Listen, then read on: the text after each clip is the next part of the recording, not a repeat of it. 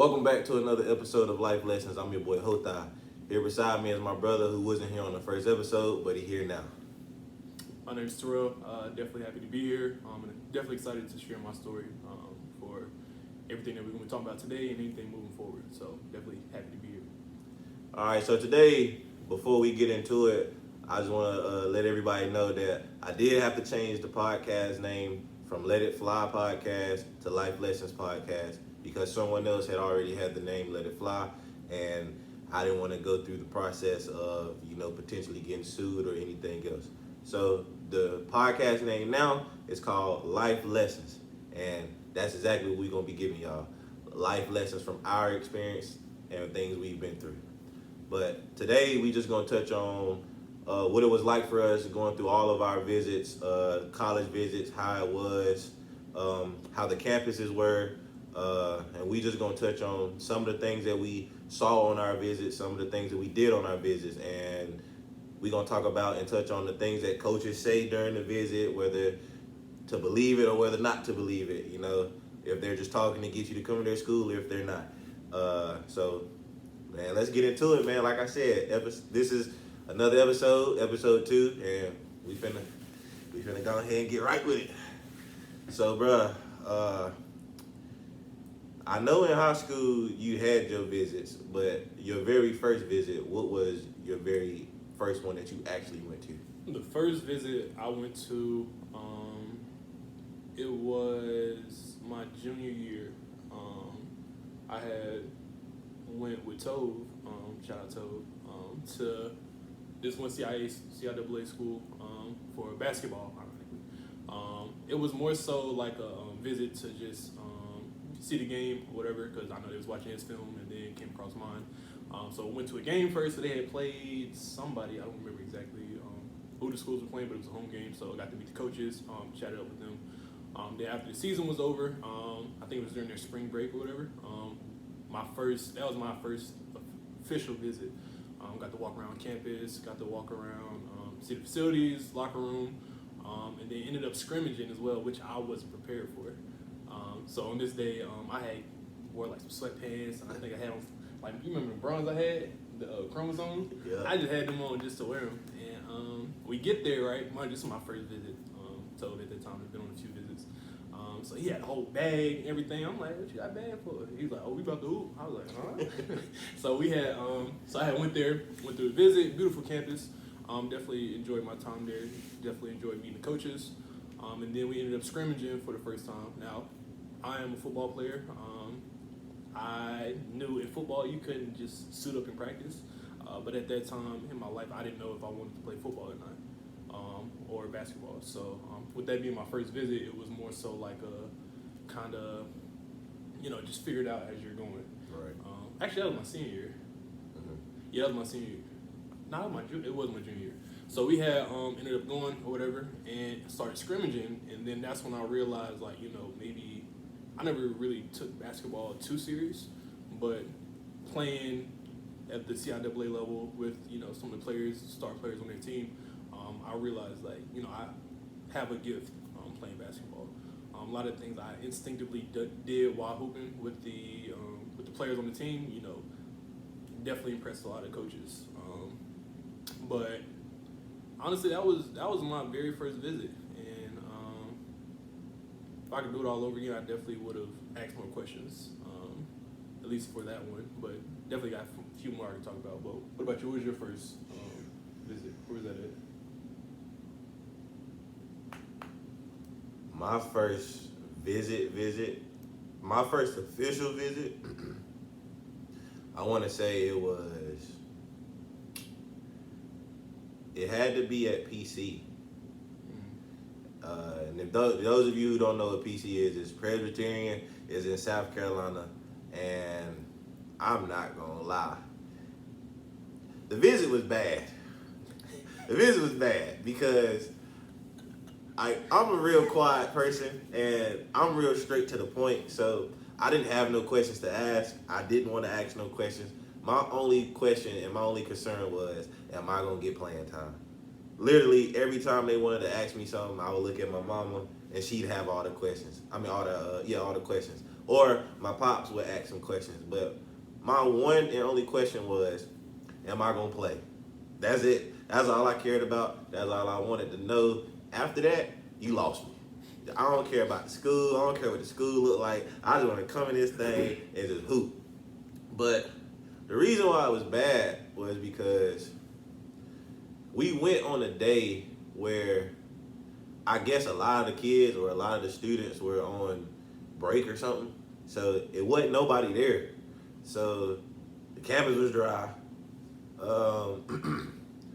I wasn't allowed to meet a player because he was transferring, and they didn't want me to meet him. Ended up meeting him, but That's do that with Auburn. yeah, ended up meeting him, but he was a cool dude too. But it happened like that, and my host, the guy that was hosting me, showing me around, like it just wasn't it. Like, but I did meet two dudes who to this day I call my big bros, Jaren and Bill. That's when I got introduced to them, and they kind of showed me a little bit of a good time because my host took me to their room, and I got on the game with them, played the game with them, talked to them a little bit. They told me where they was from. I told them where I was from, and we chopped it up. And just like a regular basketball visit, same thing you went through. The next day we scrimmaged, played against them 5-on-5. But before that, and I am gonna tell this story. Before that, they put me through a shooting drill, and they cheated me out the shooting drill. And Pops can verify. He was in the stands watching, and I was frying.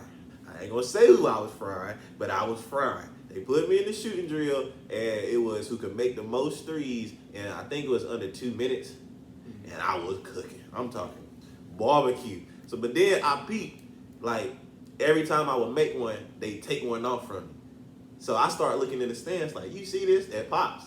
And he just up there laughing. So after dude beat me, I go in the stands, I'm like, but you see they cheated, right? He was like, man, they kept taking points out, trying to say your foot was on the line, this, and this. I was like, all right, man, whatever. I mean, mind you, even when you was shooting in high school, you wasn't a line hugger. Yeah, so, like, so. And that was before they had extended the 3-point for college, right? Yep. So at least at that point, Letting it ride. But, like, so, that's like, crazy. But then, it wasn't much to see on PC campus at the time because, like, the campus wasn't really a huge campus. I could literally walk from the gym to my dorm room, just like that. Like, it wasn't real big. Cafeteria, like, I didn't visit much. Like, I literally just visited the gym. They showed me around the little nice area that PC has, and that was pretty much it. And then after that, we played. I didn't go nowhere that night. I was supposed to go out, but with the guys and stuff. But like I said, it wasn't nobody there, so it was pretty much.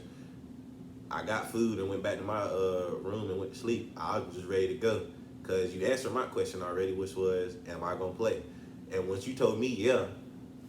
All right, cool. I don't got nothing else to say. So looking back now, what is something different you would have done within the recruiting process that you maybe didn't think of, didn't care to think of, or what's just something different you would do? Ask questions. Ask the right questions. Don't just sit there and ask, am I gonna play? Ask what position are they looking for you to come in and fulfill. Ask who's in your position. Ask how many people is in your position. If they give you any shaky answer on your position and they start talking in weird codes and phases about how your position might change, I'll be the first to say, don't go to that school. Because more than likely when you get there, the position that you think you're going to be playing, you're not going to be playing. And I learned that I'm not going to say the hard way because I don't regret any decision I made, like not one. So do you feel like, when you were getting recruited after JUCO, do you feel like you was asking those questions, or was it sort of similar mindset, am I going to play? Nah, not at all. Out of JUCO when I got recruited, I made a decision like that because I didn't want to go through the whole recruiting process again, because the recruiting process for any athlete, in my opinion, it's long, it's exhausting, it's time consuming, because you got so many coaches in your ear trying to hit you up and talk to you. So it's just a lot. Mm-hmm. So like that's why. And for me, being who I am, I didn't really care to talk to coaches no way. I just wanted to know if I was gonna play. Mm-hmm. But that's how my first visit went at PC. And like I said, it wasn't the greatest, because like I didn't do nothing. Like I just hooped with the team. Even though the dudes was cool and like the team seemed cool and chill, it just wasn't much to see on the campus, and I didn't really care to see much. I just wanted to play ball. So we got in and got out.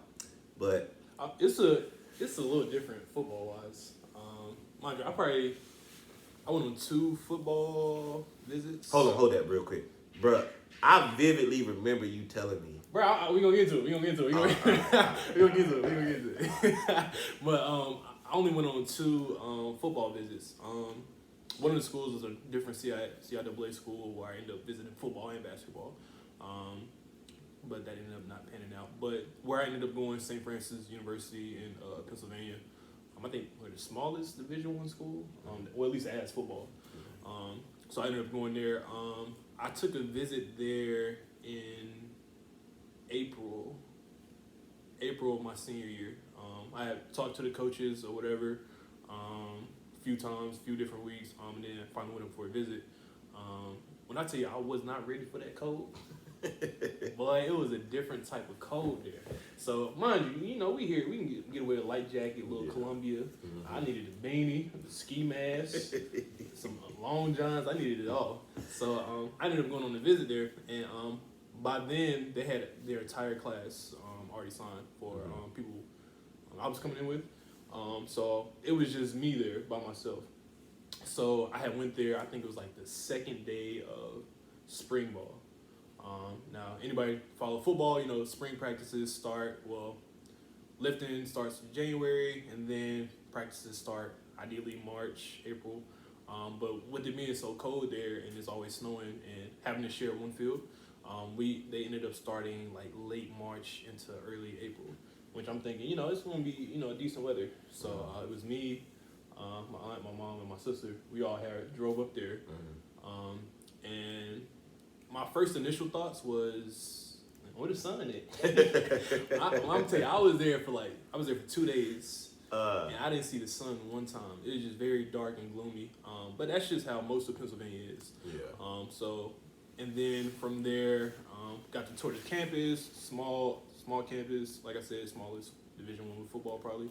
And then from there, got to meet all the coaches, and I really felt love there because, like I said, I was the only one there. Mm-hmm. Now, as far as within the recruiting process, I didn't really ask the right questions, but I knew. I kind of did my research beforehand. I watched some of their games, watched different personnel that they run, and I played tight end. So they ran like 2 tight end sets. So I knew I didn't go in with the expectations of playing my freshman year, but I knew eventually, if the offensive coordinator, coaches all stay there, I would have that opportunity to play at some point with them doing a lot of 12 personnel, which is 2 tight ends, 1 running back. Mm-hmm. So at that point, I went through my visit. But I went on like a Wednesday, Thursday visit because it was going to be a bad snowstorm. Mm-hmm. And you know how my mom is with snow or any inclement weather. So it was like a weird day. So my host, Debo, shout out Debo, he was my host. And I ain't going to say it was the worst host, but he wasn't a good one. Debo was not a good host. But I ain't mad at Debo because it was this random kid coming in on a Wednesday, Thursday. Yeah. I love Debo. That's my man. But from there, I went to the practices, and then while I was there, they ended up offering me. And at that point, I knew I wanted to be there because small classroom sizes like I like, had my major that I wanted, and then the football program the year before was one win away from being conference champions. Right. And then a lot of the people that I did meet were seniors. We're going to be seniors that next year. And I can definitely see the drive and passion that they had. Definitely something I want to be a part of. I think another big decision, what played into me ending up going there was, I wanted to get away from North Carolina. I grew up in Burlington, didn't really go nowhere. If it wasn't AAU or anything like that, I didn't travel anywhere. I come to Charlotte every so often or whatever, but I knew that for me to grow into be the independent man that I am today, I had to get away from. I had to be less dependent upon my family. It was definitely hard. It was a struggle. That first week for me, it was definitely hard for me. But ultimately, I ended up going there. Enjoyed my 3.5 years I was there, and definitely wouldn't trade it for the world. Sure. So when you got there, right, outside of where the sun at, what is one thing that like stuck out to you and you was like, oh, I think I can rock with this school? Seeing how close the team was, because even the team that they had that year and then with the following years, there were some characters. A lot of different people from different places, but I could all tell that within that, within that group of men, essentially, they all had one drive, one mission, and I definitely felt love while I was there. Right. And it wasn't something I felt on other visits. Didn't really meet players, coaches wasn't, the best as far as like communicating with me or talking to me or whatever. But I think that played because I was the only recruit there, so it ended up working out that way. Now, I'm not saying it changed or anything after I signed or after I started going there. The love was still the same for the team and from the coaches as well.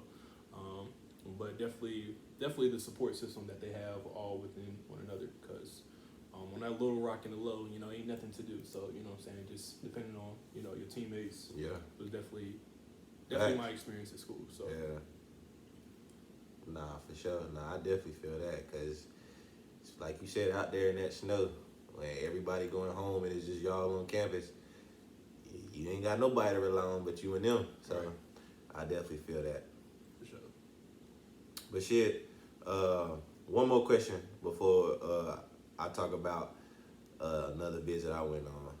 If there's one thing you could change while you were up there in Pennsylvania, whether it's off the field or on the field, what would it be? I would have studied the game more. Football didn't really click for me until my senior year. Understanding the why behind what we're doing, concepts that we're doing. I was watching film, trying to figure out, what the defense was doing, but I didn't really understand what we were doing and why we were doing what we was doing. And definitely with football, it's not something that you can just look up on. All 11 people need to move in unison to, have a successful play, whether it's a 3-yard run on first down or it's a 80-yard touchdown over the top. Right. All 11 pieces need to play a part. All 11 pieces need to do their job that one play to make something shape. Right. And I think definitely up until going into my senior year, I wasn't as locked in as far as understanding. Now I knew what to do. I knew my position. I knew where to line up. I knew my alignment. Knew my assignment, and I made sure to execute it. But taking it a step further wasn't something I did until my senior year. Right. So if I could go back, I'd definitely, focus more on understanding the why behind everything. But yeah. So, I gotta ask. You football, I'm basketball. I know you see all this stuff that's going on right now with people talking about how they could just put one in somebody's sport and they'll just flourish. I personally don't agree with that statement that you could just throw a basketball player into a football setting and he gonna flourish for multiple reasons.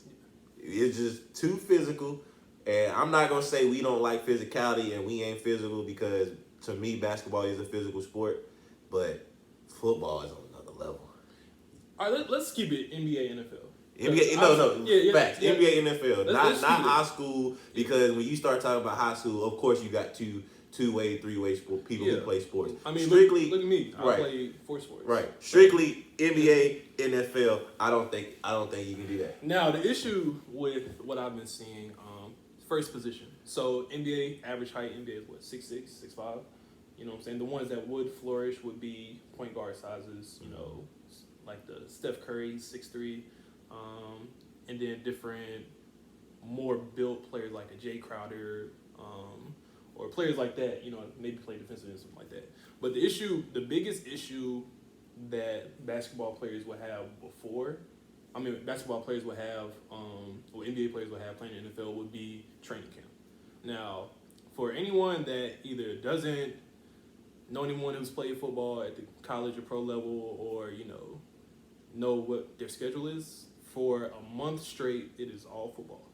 There's no classes, there's no school, there's nobody on campus. It's all football. So you wake up 6 in the morning. From 6 in the morning to 9:30, your entire day is football.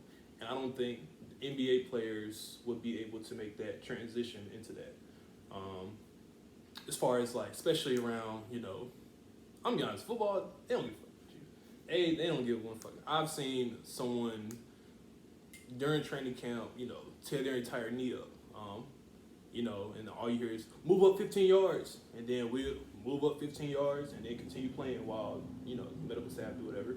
Whereas opposed to something like that was happening in basketball, practice probably cut off. I'm not saying that they don't care, but as far as within football, I don't think NBA players would be able to take, one, how they're being talked to be talked to a certain way, and two, I don't think they'll have the ability to take the steps before the game to be there. Right. There's a lot of preparation, like I said, to play one football game. Right. So I don't agree with NBA players playing NFL, but then on the flip side, I can see a few NFL players who potentially could play in the NBA. Specifically, within football, you're the specialist in your position. That one position you play, you're the best in that position. Whereas opposed to in basketball, you can find players that maybe can do a little this, but can still find their way on the court by doing something else. But that's the biggest difference. Right. I don't know. Right. Here's my thing. And I'm basketball all the way. I don't like how the NBA dudes are saying the ones that you can throw in the NFL, all we gotta do is we can play quarterback. All we gotta do is just run and catch. But you know how hard that is? It's easy to do that without pads. Now throw some pads on there, throw a helmet on there, and you think you finna catch that thing like you Ocho? Like you Dez? And then another thing, come on. especially taller players. So a lot of people who think they can play, believe they can play receiver or quarterback. Biggest thing within football is leverage. So even with myself being 6'6" or whatever, I struggle with leverage. Because standing straight up, playing tight end, people would get into my chest and then I'm beat. Right. So definitely having to learn how to play with a low center of gravity for a majority of the play. And that's just the physical aspect. You put in the mental aspect, you see different rotations, you see different things pre-snap, and then they shift post-snap, having to make an adjustment like that on the fly. For instance, we had one play where, if you have, the call was like a post-curl, but then if they shift into rotate to cover 2 or whatever, you turn it into a circle out to find a hole. That's stuff that you have to see like that and still be in timing with the quarterback. Right. And like I said, that's at the FCS level, the lowest Division I football league, probably. But still, that was a hard transition for a lot of people, like myself or any other young players coming in. So definitely anyone who's, hasn't played at a high enough level, I don't see them doing that at a professional level. And then you gotta think, man, as a basketball player, we so used to having the ball in our hand. I'll be real. As a basketball player, we jumpy. So we so used to being interactive either with the ball, trying to go get that rebound, trying to jump, trying to do something. And if you a flashy basketball player, you trying to get that highlight reel. So my thing is always if you at receiver and you think you finna come in there as an NBA player and play receiver, you finna get hella flags. Cause you're gonna be too jumpy. You ain't gonna time that snap. You gonna be, or if that DB jump at you, you offside. So it's just like you too jumpy because you trying in your head, oh, I'm finna cook him. You ain't even paying attention to the snap. The ball probably already snapped, and you like, oh. And then if it do get snapped, I just don't see no NBA dude that's gonna be able to fight somebody off the line. Like, I don't think they realize that either. Like, yeah, you might be strong yourself, you might be athletic, you might be fast, but some of them DBs, they gonna press up on you, and if you can't get off that line, And you ain't getting the ball. That's all it takes, timing. So you can't give a quick jab and go off the line. Quarterback's gonna look your way, see you hemmed up. You ain't even got to 7 yards yet. He's into his next progression. Right. And now, as a receiver, you know what I'm saying, you're upset because you're not getting those touches. Exactly. But at the same time, you're not on sync with timing. Exactly. And as a diva, most basketball dudes, why the hell you ain't throwing me the ball, man? Yeah, you open. Like, you open 6 seconds yeah, later. it's too late. I'm open. I'm over here, bro. You done that, folks, bro. Like, get on. And that's what I had to realize. A lot of times where I would watch film on myself, especially within the tight end group, I would see myself getting open, but it wasn't within unison of our quarterback's progression. Right. So that's definitely something that I had to sort of learn. Like I said, taking that next step within football, maybe giving a quicker jab step or getting vertical. Doing different things that I wouldn't have thought to think of. But it's a whole different ball game.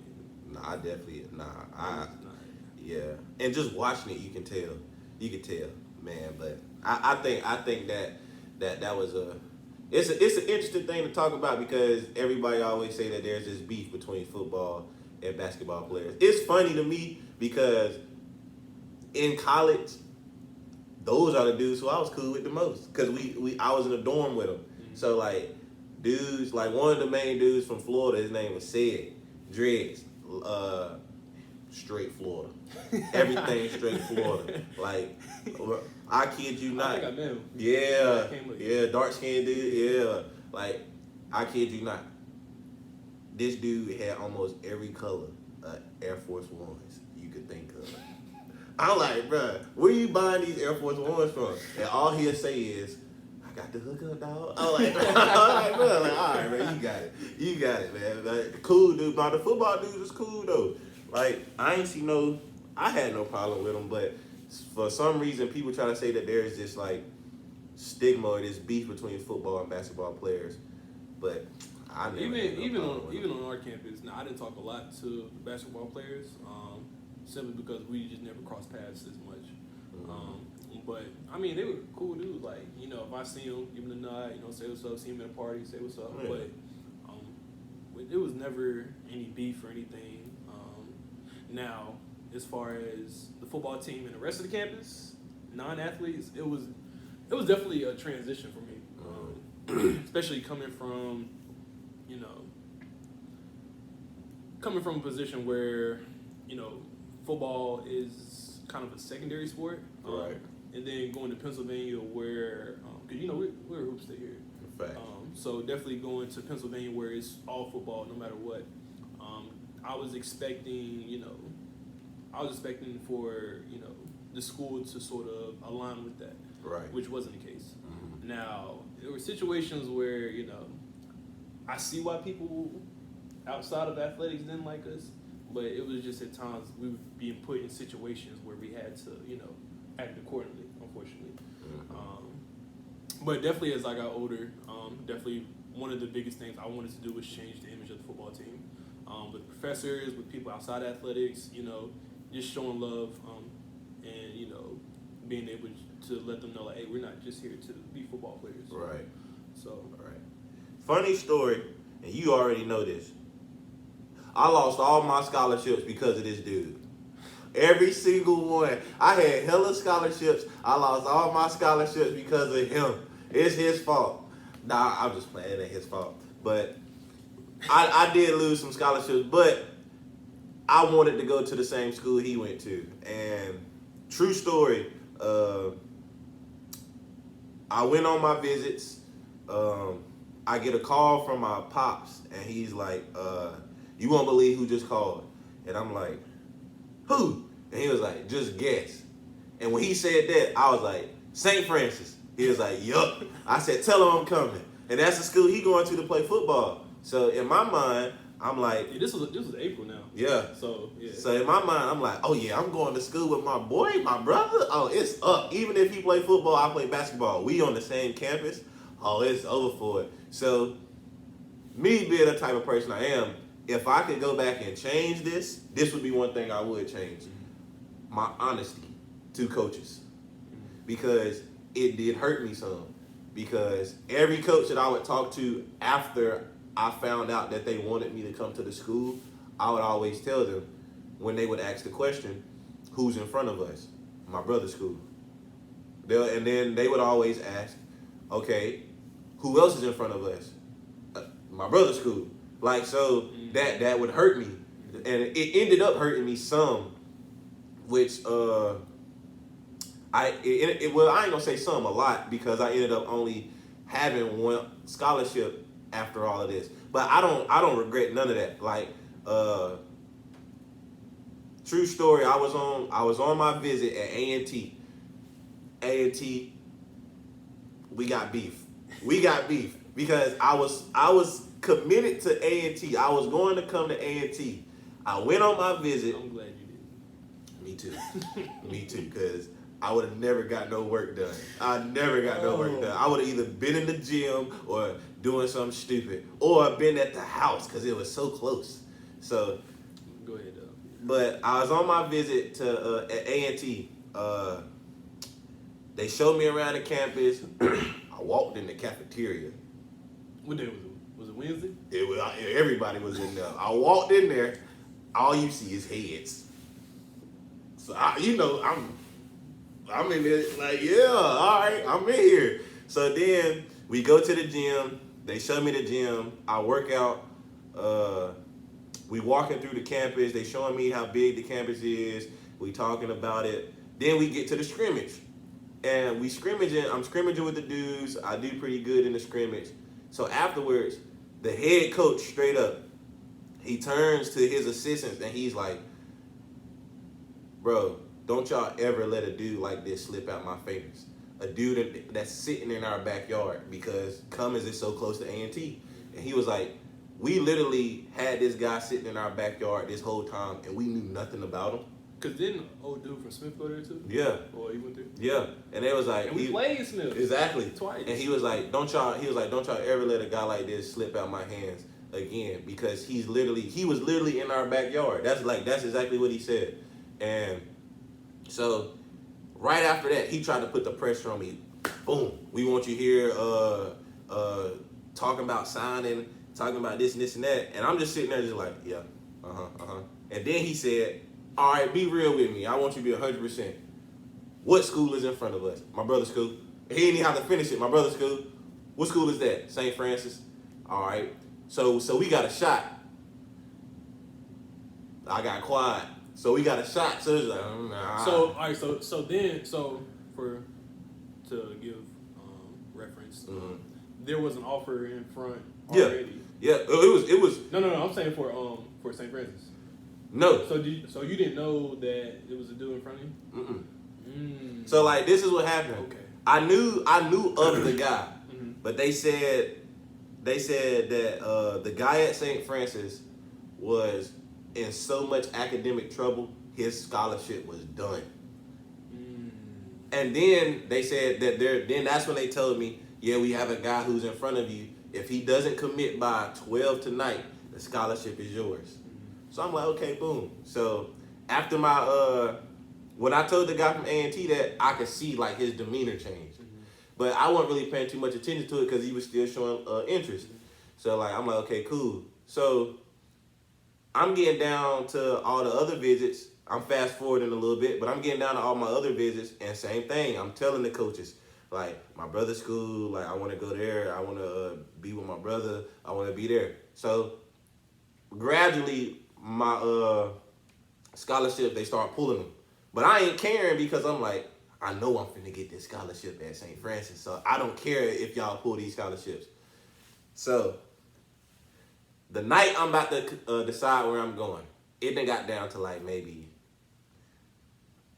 2-3 schools because all the other schools done took their scholarships. Still don't care though. Like 12 o'clock come, I don't get no call from St. Francis.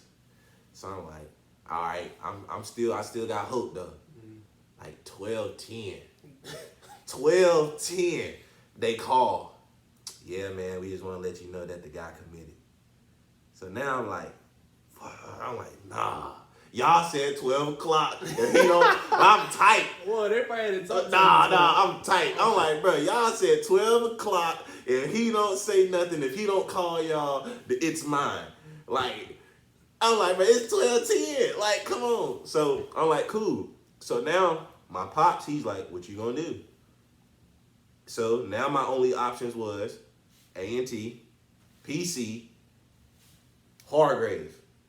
That was the The military You school. weren't going there. I definitely wasn't going to military school. No, sir. No, thank you. So I was like, I'm going to A&T then. Let's call A&T. Soon as I said, let's call A&T, and I was ready to commit, they called me. Yeah, we just want to let you know we took our scholarship back. Dang! Like, come on. Like, so I'm like, okay, boom. So that left me with just PC. So I was like, that's how I ended up at PC. Like, they was literally, they stayed in my corner the whole entire time. Even I knew they weren't going nowhere because they was talking to Miss Alexander, wasn't they? yeah. They was talking to our principal, Yep. trying to get him to commit. Yep.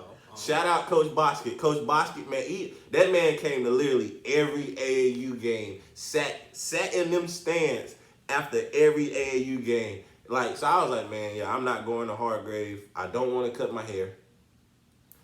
I definitely ain't finna go to no military school because at that time, ain't nobody finna just keep yelling in my face like, nah, I'm not with that. No. You weren't that far removed from. Yeah. You weren't that far removed from. I'm not with that. The maple ass gonna come out quick. So I was like, okay, cool. I'm gonna go to PC.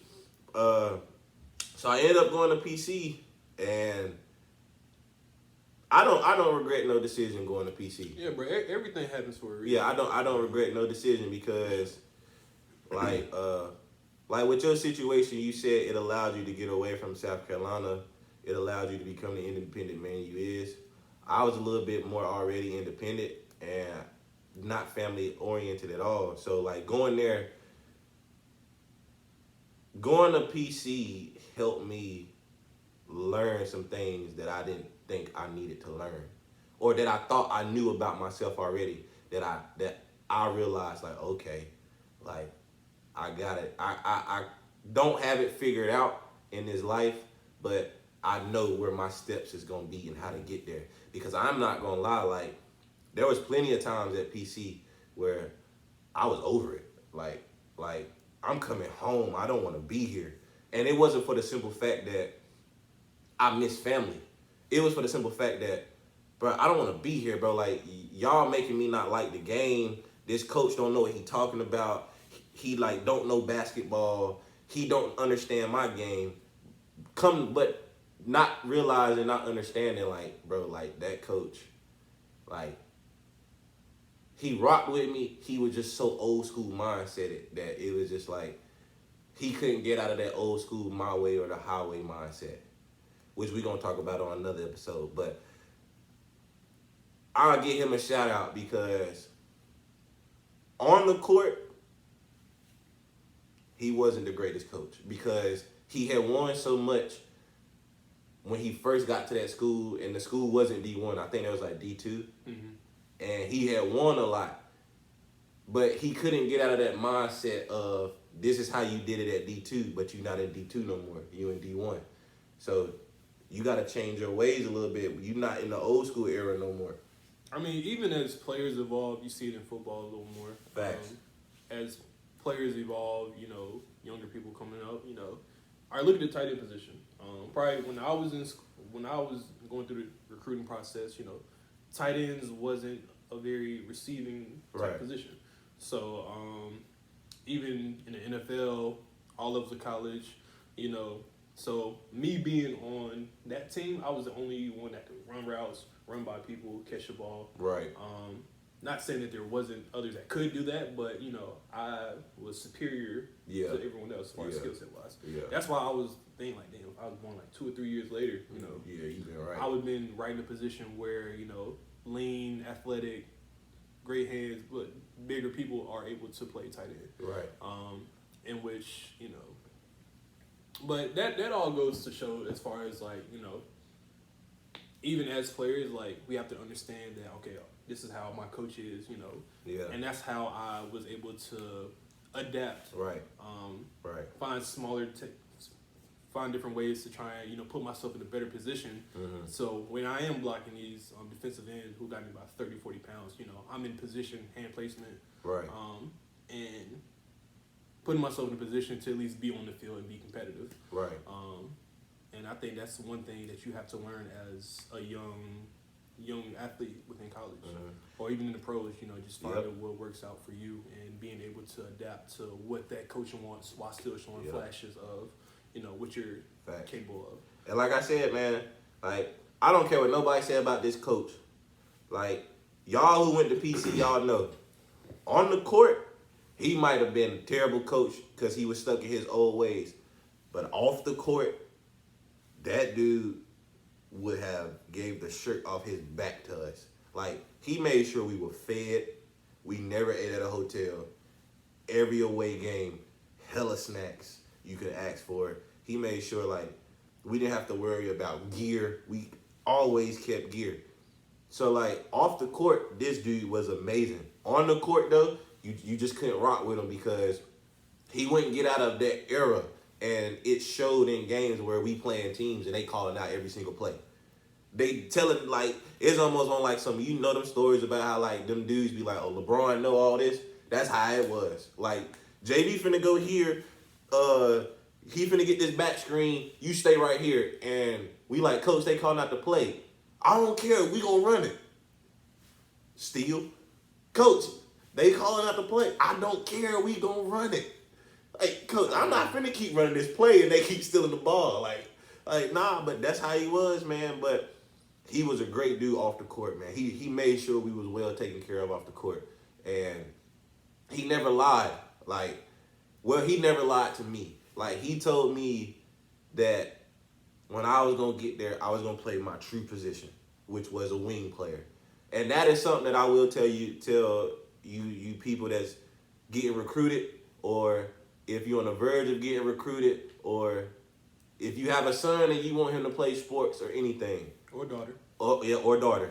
And you want her to play sports or anything, man. Like, don't let a coach fill your head with these dreams just to get your kid to come to their school. Because that's exactly what they are.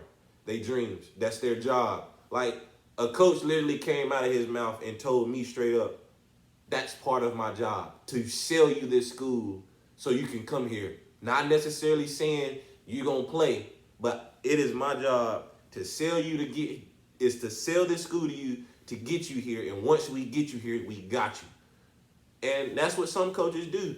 Some coaches are talking to your ear like, yeah, man, when you get here, you're going to be an all-star. You're going to start right away. The offense going to be ran through you. You're going to do this. You ain't got to worry about nothing. And as soon as you get to the school, you riding the bench. You don't get no playing time. You barely seeing the floor. Not because you suck and not because you're not doing good. It's just that he did his job. He got you here. He's satisfied. The head coach is satisfied.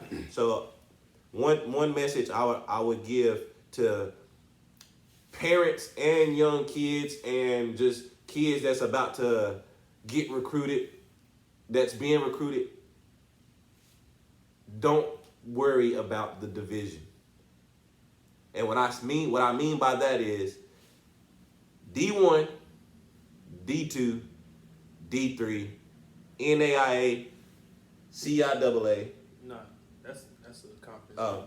Oh, my bad. And then JUCO. Yeah, junior college. Don't worry about it. They gonna find you. And if you can hoop, they gonna find you. But if you just hear D1 and you thinking, oh, I'm going D1, it's finna be lit, you got the wrong mindset and you got the wrong idea. I went D1. I have the stories that I'm going to talk about in other episodes of people getting mistreated, or people, you got a dog sitting next to you and this dude can literally give your team 15 to 20 points, but the coach won't play him.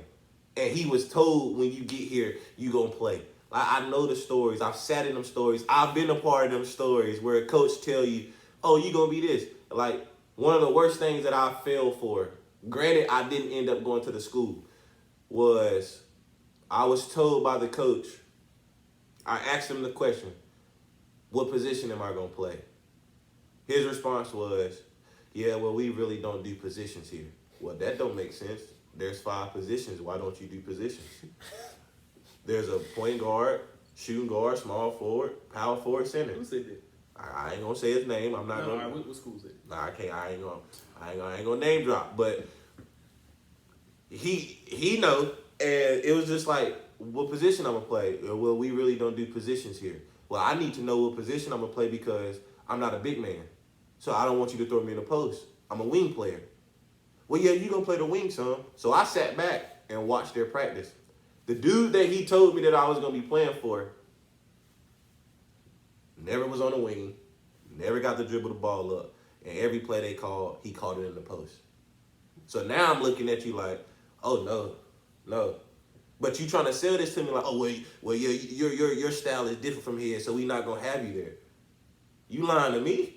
You ain't finna get me coming to this school and why compare you to him? exactly. So I'm like, nah. So I would tell any parent, any kid, any young man, young lady, like, go to the school that wants you. Not want you, that need you. Don't go to the school that's sitting there feeding your head or putting a bunch of BS in your ear like you're going to be the all-star. Because the one thing that a lot of people and a lot of young kids don't understand is everybody that's coming in your recruiting class, all was all-stars. They all was all-stars on their team in high school. So go to the school that needs you. Like, I remember I had, what was the school? I forgot the school. But I literally had the coach tell me like, yeah, like when you get here, the team is yours. I'm like, okay, it sounds good. So I did my due diligence. I searched up the roster. All right, what position I'm gonna play?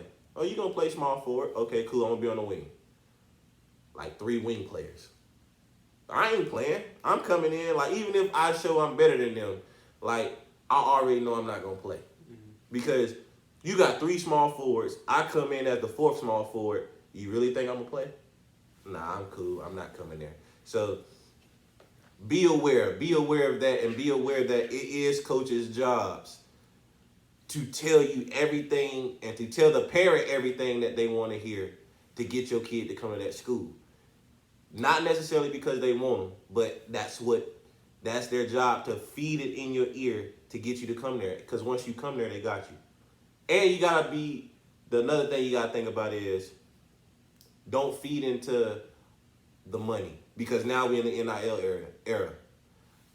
If you got a kid that can make some money, and if you got dreams of playing in the NBA or NFL, leave that money alone. Like, yeah, I seen an article where John Calipari was he not at Louisville, right? yeah. He was talking, like, kids was coming in talking about NIL money, and he pulled up all the draft picks that he had, first round, lottery picks. Like, this is how much money they're making. This is where I can get exactly. you. And I think taking that approach, especially within basketball. Yep.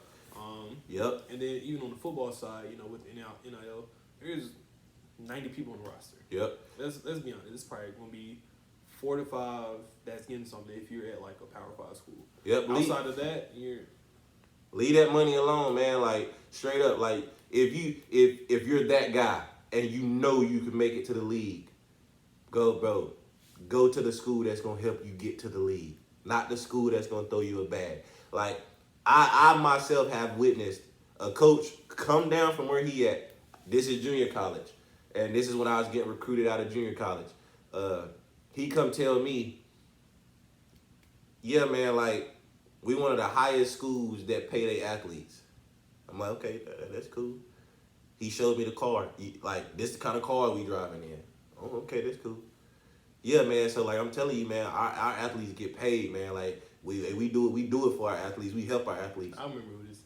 Okay, yeah. Okay, cool. Not one time did you say I was gonna play. Yeah, I remember. Not one time did you say I was So gonna play. You called me hot. Yeah, top. I think he ain't talking about nothing. Yeah, he not talking about nothing. You ain't say I was gonna play. You ain't tell me nothing about the play style. You ain't tell me nothing about the offense you run. It's just straight money. And I'm like, bro, it sound good, but I want to touch that court. I'm not trying to come there and get paid and ride the bench. Like, at least let me get some playing time now. Like, I know I ain't gonna come in and start right away. I'm gonna have to work to get my minutes. But you ain't said not one thing about me playing, and you think, okay, nah, cool. So just be mindful of that, man. Like, straight up, like, you gotta go to the school that want to see you be successful. Facts. Like, Definitely. that's gonna be your biggest impact in any sport.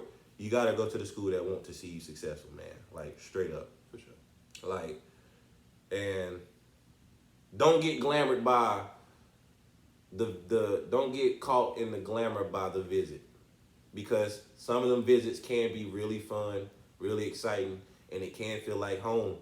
But once you get there, it don't feel like home no more. Like, his visit felt like home because they showed them the real them. Some people don't show you the real them.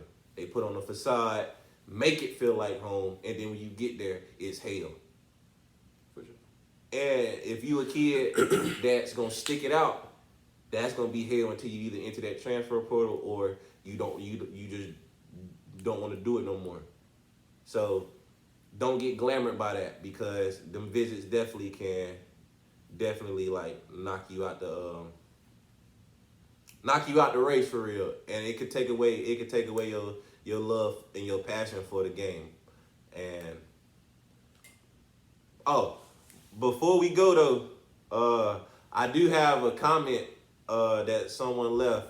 His name is Kentus Mantis, all the way from Germany, and his question was, at what age did you have your first dunk? Now we count official or unofficial? Official in the rim dunk. Like, You go first. it could either be in the game or just dunk. We count Petersburg? Yeah. We count Petersburg. What you mean? It's a real lady. Them about 9'8". A dunk is a dunk. That's about 9'8". Man. So, I gotta think. My first dunk. Well, I got mine then. My first dunk, I had it, what was that? It was my freshman year in the spring. I was in weightlifting. Alright. I was in weightlifting. And, I thought you were about to say you was in the game. I was about to Nah, say, where was this? Nah, you know my first dunk was to junior year. Nah. But my first dunk, it was my freshman year. I think I was like 13, I believe. So on Fridays when you lifting, you just upstairs hooping whatever. And normally we used to always hoop or whatever, but this one day I was like, I'm not gonna hoop for real. So I was just chilling at first, mind you. So I ain't bring no clothes, cause I was just planning on chilling. Right. So I had like a little t-shirt, my little khaki shorts, and I had Sperry days, no socks. And then I had everybody in Cummins know that front right rim. That rim on the front right. That front right rim. I was over there for like 30 minutes trying to get a dunk. A Petersburg reel. That's higher than Petersburg. Come on. That's higher than Petersburg. That's like the same height. No, I don't know. So it was like I said, it was during weightlifting or whatever, and I think I had finally jumped off two, because I was trying to jump off one, but I realized like I'm more of a 2-foot jumper. So now I'm like, let me start just jumping off two. I got up there the first time, rimmed it. I said, oh, this is one right here. I went back up there, took my 2 steps, gathered. Hood! All you see was me yelling, ah! And people look at me. Mind you, just me over there. I went with nobody. Yeah. Mind you, my stairs got all soggy. The little soul started sliding up around the toe. Yeah. First dunk. Yeah. Hey, nah, brother. You ain't gonna believe who taught me my first dunk. It was in 8th grade. If you remember who our PE teacher was at Broadview in 8th grade. Miss Bishop. No. No. Holman. Coach Holman. Coach Holman taught me my first dunk. Like, bruh, like, shout out Coach Holman, man. Coach Holman taught me my first dunk. I was jumping out too far. So, like, I got my rhythm, I got my steps, but I was jumping out so far, I kept getting hung. And he was like, why you jumping out so far, man? Like you Jordan. And I was like, man, I'm up there. When was that? That was 2012? Oh, yeah, that was when Brown was prime, so yeah. I was like, bro, what you mean? I'm up there. And he was like, man, but like, come in a little closer and then try to start from here and jump straight up and see if you can get it. So I was like, You don't know what you're talking about. He don't know what you're talking about. This ain't gonna work. I'm finna get this. He's talking about I'm Jordan. Man, he can get out of here. Man, so I tried it and I got up there and I realized I was a lot higher over the rim. I was like, oh, wait a minute, he might know something. He might know something now. All right. So I was like, I'm finna get it. So first time I did it, second time I did it, I missed because I didn't time my steps right. Like I ain't even dribble. Like you know, I didn't even dribble. I just took off running with the ball. Get up there. Are you running two? Yeah, off one. So I could just get up there like that. So I was like, all right, whatever. So then that third time I was like, you know, you get mad about that third time. You've been trying all day. You tired. You mad. But then you like, I ain't going home till I get this. For sure. But you class from the end. So I was like, all right, come on. Now I'm talking to myself. Come on, Jay. Come on. Fine.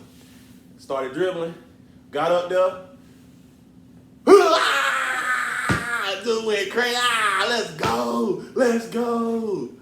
Wasn't nobody in the gym but me at home. I said, man, come on, bro. Ain't nobody see that. I was like, man, I don't even know if Holman remember. I was like, he's first dude taught me my dunk, man. First dude. Man, damn. That's funny. Yep. But look, man, that's the end of our episode, man. Life Lessons Podcast, man. We got more coming. Man, we want to give y'all a shout out, man. Like I said, we want to thank y'all for watching us. Thank y'all for tuning in. Man, like, comment, subscribe, and share with all your folks. Man, we're going to keep this thing rolling, man. For sure, man. We want to appreciate everybody, man. I want to appreciate my brother here for taking the time out of his busy day and joining us. Like I said, hey, it's up from here. It is up. For sure. Yeah. Peace. Y'all be easy.